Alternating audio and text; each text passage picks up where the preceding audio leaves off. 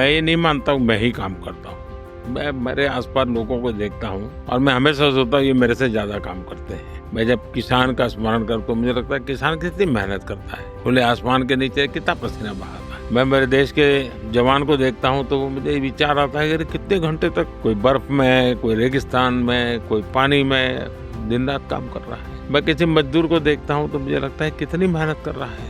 यानी मैं हमेशा सोचता हूँ कि हर परिवार में मेरी माताएं बहनें कितनी मेहनत करती हैं परिवार के सुख के लिए। तो जैसे मैं सोचता हूँ तो मुझे लगता है अरे लोग कितना काम करते हैं, मैं कैसे सो सकता हूँ, मैं कैसे आराम कर सकता हूँ। तो मुझे स्वाभाविक मोटिवेशन मेरी आंख के सामने जो चीजें हैं वही मुझे मोटिवेट करती रहती है। दूसरा, मेरी जिम्मेवारी मुझे दौड़ाती है।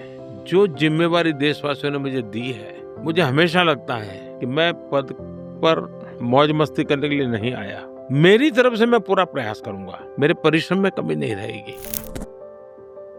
मैं जब 14 में चुनाव लड़ रहा था तब मैंने, पहले जब गुजरात में था तब भी मैंने लोगों के सामने रखा था और यहाँ आया तो यहाँ भी कहा था, मैंने कहा मैं देशवासियों को वादा करता हूँ कि मैं कभी भी परिश्रम करने में पीछे नहीं रहूंगा। दूसरा, मैं कहता था कि मैं बद इरादे से कोई काम नहीं करूंगा। और तीसरा, मैं कहता था मेरे लिए मैं कुछ नहीं करूंगा। आज मुझे 24 साल हो गए, इतने लंबे कालखंड से मैं हेड ऑफ द गवर्नमेंट के रूप में देशवासियों ने मुझे काम दिया है। मेरे इन 3 कसौटियों पर मैंने अपने आप को तोल करके रखा हुआ है।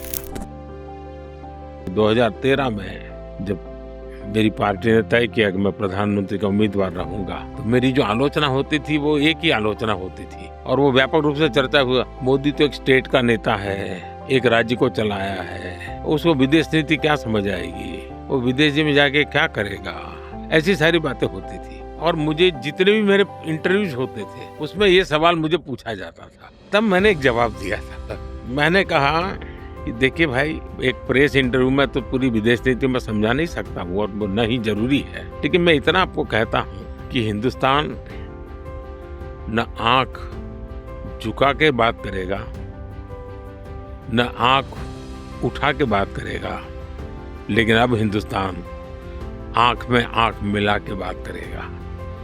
तो मैं 2013 में इस प्रकार से आज भी उस विचार को लेकर मैं रहूं। मेरे लिए मेरा देश प्रथम है। दुनिया में कहीं पर भी टेररिस्ट की घटना घटती है तो कहीं न कहीं सूत्र पाकिस्तान जाकर के अटकते हैं। अब देखिए 9/11 इतनी बड़ी घटना घटी अमेरिका में, उसका मेन जो सूत्रधार था ओसामा बिन लादेन, वो आखिर में कहाँ से मिला? पाकिस्तान में ही शरण लेके बैठा। तो दुनिया पहचान गई है कि ये प्रकार से आतंकवादी प्रवृत्ति, आतंकवादी मानसिकता, और वो सिर्फ भारत ही नहीं दुनिया भर के लिए परेशानी का केंद्र बन चुका है। और हम लगातार उनको कहते रहे हैं कि इस रास्ते से किसका भला होगा, आप आतंकवाद के रास्ते को छोड़ दीजिए, ये स्टेट स्पॉन्सर्ड टेररिज्म जो है वो बंद होना चाहिए, नॉन स्टेट एक्टरों के हाथ में सब छोड़ दिया है, क्या होगा फायदा। और इसकी शांति के प्रयासों के लिए मैं खुद लाहौर चला गया था। मेरे प्रधानमंत्री बनने के बाद मैंने मेरे शपथ समारोह में पाकिस्तान को स्पेशली इनवाइट किया था ताकि एक शुभ शुरुआत हो, लेकिन हर बार हर अच्छे प्रयासों का परिणाम नकारात्मक निकला। हम आशा करते हैं कि उनको सद्बुद्धि मिलेगी और सुख शांति के रास्ते पर जाएंगे। देखिए, एक तो बचपन में कुछ न कुछ करते रहना ये स्वभाव था मेरा। मुझे याद है मेरे यहाँ एक माकोसी, मुझे नाम बड़ा याद नहीं, वो सेवा दल के शायद हुआ करते थे, माकोसी सोनी ऐसे कुत्ते भी थे। अब वो एक बजाने वाली डफली जैसा रखते थे अपने पास और देशभक्ति के गीत, और उनकी आवाज भी बहुत अच्छी थी। तो हमारे गांव में आते थे तो अलग अलग जगह पे उनके कार्यक्रम होते थे, तो मैं पागल की तरह बस उनको सुनने चला जाता था। रात रात भर उनके देशभक्ति के गाने सुनता था, मुझे मजा आता था। क्यों आता तो वो पता नहीं है। वैसे ही मेरे यहाँ राष्ट्रीय स्वयंसेवक संघ की शाखा चलती थी।